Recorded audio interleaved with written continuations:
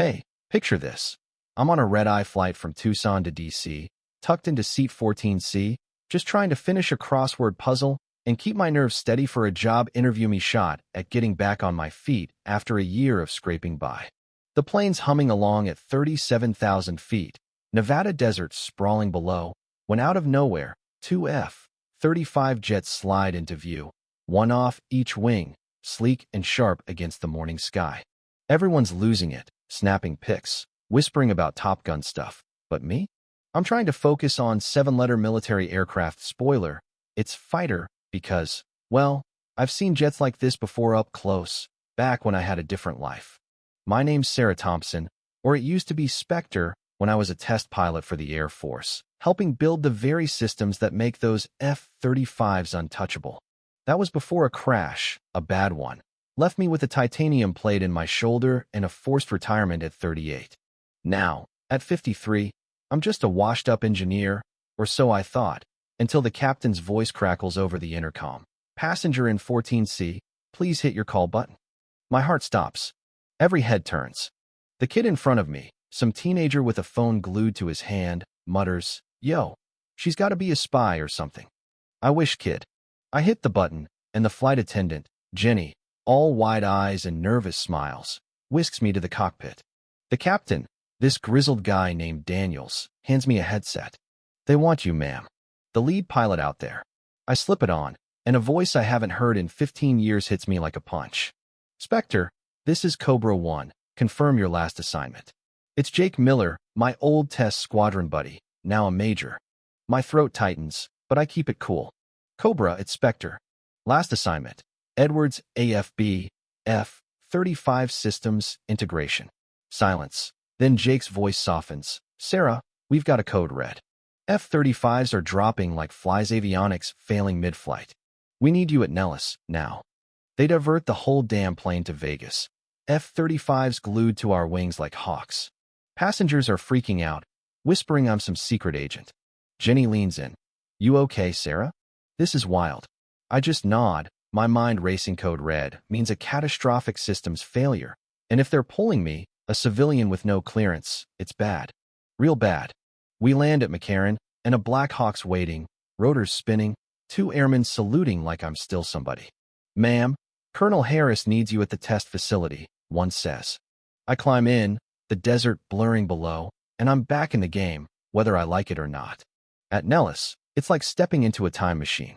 Same hangars, same buzz of urgency, but now with drones and tech I barely recognize. Colonel Harris, my old CO, greets me like no time's passed.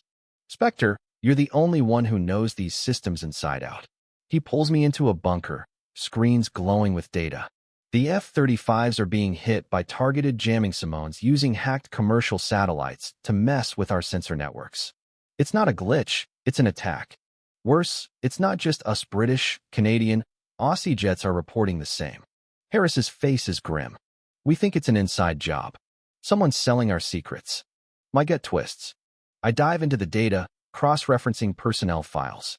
One name pops, Dr. Alan Carter, a Lockheed engineer with access to every F-35 upgrade for 20 years. Suspicious bank deposits, trips to shady countries, and get this, vacation days matching every attack. I flag him, but then we get a hit.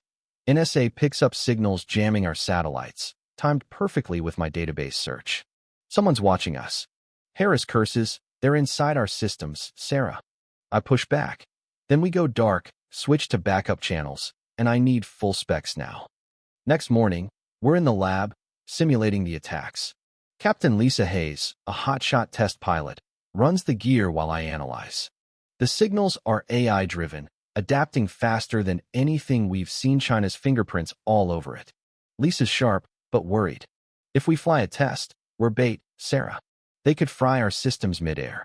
I agree, but we've got no choice.